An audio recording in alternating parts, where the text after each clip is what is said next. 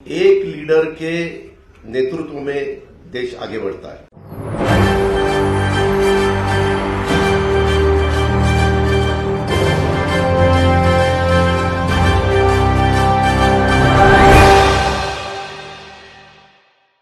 नमस्कार, SBN news देख रहे हैं आप। आपके साथ मैं हूं मानसी जायसवाल। महाराष्ट्र की सियासत में हर दिन एक नया मोड़ देखने को मिल रहा है। खास तौर पर अजीत पवार पर यहां पर जिस तरीके से जो तलवार लटकी हुई है वो कहीं ना कहीं काफ़ी ज़्यादा चर्चा का विषय बना हुआ है। भले ही वो डिप्टी CM बन चुके हैं, लेकिन अजीत पवार को लेकर के कहा जा रहा है कि जो याचिका शरद पवार की तरफ से दाखिल की गई है विधायकों की अयोग्यता को लेकर के, उनको लेकर के जो अजीत पवार की मुश्किलें हैं वो अब आने वाले समय में बढ़ती हुई नजर आएंगी। हालांकि अजीत पवार ने यह दावा किया है कि जो NCP के 40 विधायक हैं वो उनके संपर्क में चल रहे हैं। यानी कि जब शरद पवार पर उन्होंने टिप्पणी की थी प्रेस कॉन्फ्रेंस के दौरान, जब डिप्टी CM पद की उन्होंने शपथ ली, तो बड़ा दावा करते हुए ये कहा कि पूरी की पूरी NCP जो है वो भारतीय जनता पार्टी के साथ में है। ये बड़ा दावा वो पेश करते हुए नजर आए। बहरहाल प्रेस कॉन्फ्रेंस के दौरान उन्होंने क्या कुछ कहा, सुनिए।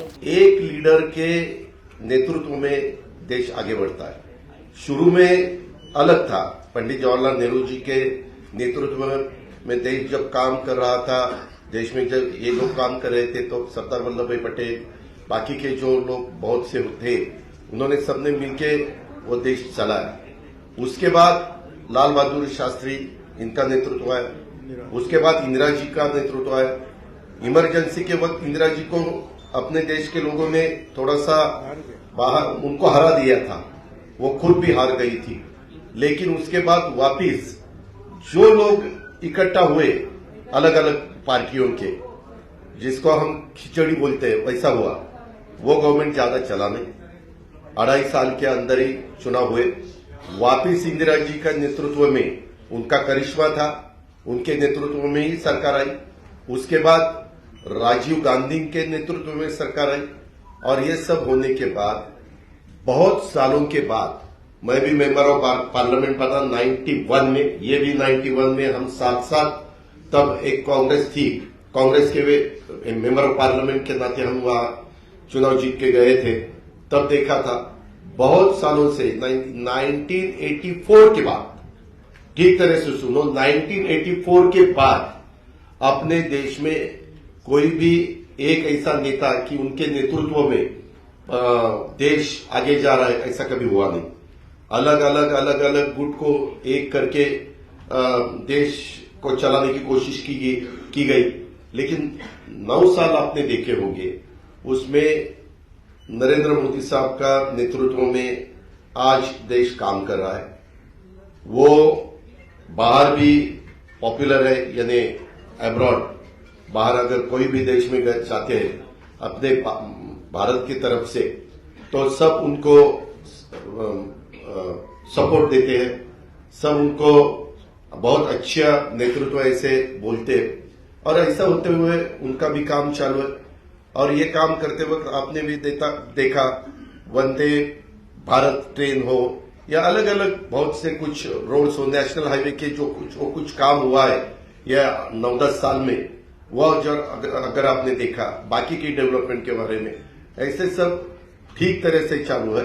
और सामने वाले विरोधक वो खुद का खाली अपना अपना स्टेट का देखते हैं, अपने अपने स्टेट का देखते हैं। एक कोई मुझे लीडर अपोजिशन में दिखाओ कि वो देश का सोचकर देश में काम कर रहा है, ऐसा कहीं दिखाई नहीं देता। और इतना बड़ा पॉपुलेशन होते हुए हमें सबको ऐसा लगा कि नरेंद्र मोदी साहब के नेतृत्व में ही लोकसभा हो या आगे वाले चुनाव हो, वो सहयोगी पार्टी के नाते, जैसे हम इससे पहले कांग्रेस के साथ जाते थे, बीच में हमने शिवसेना के साथ हम 2.5 साल गए, वैसे अभी आगे विधानसभा हो, लोकसभा हो, लोकल बॉडीज का तो चुनाव वहां के डिस्ट्रिक्ट के हमारे कार्यकर्ता सोचेंगे, वहां के लीडर सोचेंगे कि क्या करना चाहिए क्या नहीं करना चाहिए। लेकिन स्टेट के और देश के जो चुनाव है उसके बारे में हम साथ साथ जाना चाहते हैं। और इसीलिए महाराष्ट्र के डेवलपमेंट के लिए और देश और मजबूत होना चाहिए और आगे जाना चाहिए। जो कुछ आज थोड़े बहुत प्रॉब्लम होते हुए वो सॉल्व करने के लिए भी सबने एकजुट होके उसका मुकाबला करना चाहिए। इसी माध्यम से हमने सबने मिलके ये डिसीजन लिया है। पार्टी के नाते हमने ये डिसीजन लिया है और ये होते हुए पूरे विधायक हमारे साथ है, मेंबर ऑफ पार्लियामेंट हमारे साथ है, बाकी के पार्टी के वर्कर हमारे साथ है। इसीलिए आज मैंने डिप्यूटी चीफ मिनिस्टरशिप का ओथ ली। बाकी के हमारे सीनियर नेता और नया भी कुछ लोगों को हमने आज तक इस गवर्नमेंट में लेडी को प्रतिनिधित्व नहीं था, आगे शायद वो देंगे, लेकिन हमने वो भी सोचा और यंग जनरेशन को भी हमने कैबिनेट मिनिस्टर के नाते, जैसे पहले मुझे याद है भुजबल साहब के नेतृत्व में हमने जब 99 में चुनाव लड़ा था तब हम यंग थे, मैं आर पाटिल, दिलीप वळसे पाटिल, जयंत पाटिल, हम सुनील तटकरे, हम सब ये लोगों को मौका मिला था। अभी वैसा ही संजय बनसोड़े हो या अपना अदिति तटकरे हो या अनिल भाईदास पाटिल हो, ऐसे अलग अलग नए लोगों को भी हमने उसमें शामिल किया गया है और उसमें ट्राइबल को भी प्रतिनिधित्व मिलना चाहिए, शेड्यूल कास्ट को भी प्रतिनिधित्व मिलना चाहिए, माइनॉरिटी को भी प्रतिनिधित्व मिलना चाहिए, लेडीज को भी प्रतिनिधित्व मिलना चाहिए। ऐसा सब सोचकर और ओबीसी को भी प्रतिनिधित्व ज्यादा मिलना चाहिए, ऐसा सब सोचकर हमने ये मिनिस्ट्री में मौका दिया है। और आगे भी जो हम जब बात सीएम साहब के साथ करेंगे, बाकी डीसीएम साहब साथ के करेंगे, बैठेंगे तो बाकी के भी लोगों को और मौका देने की हमारी कोशिश रहेगी।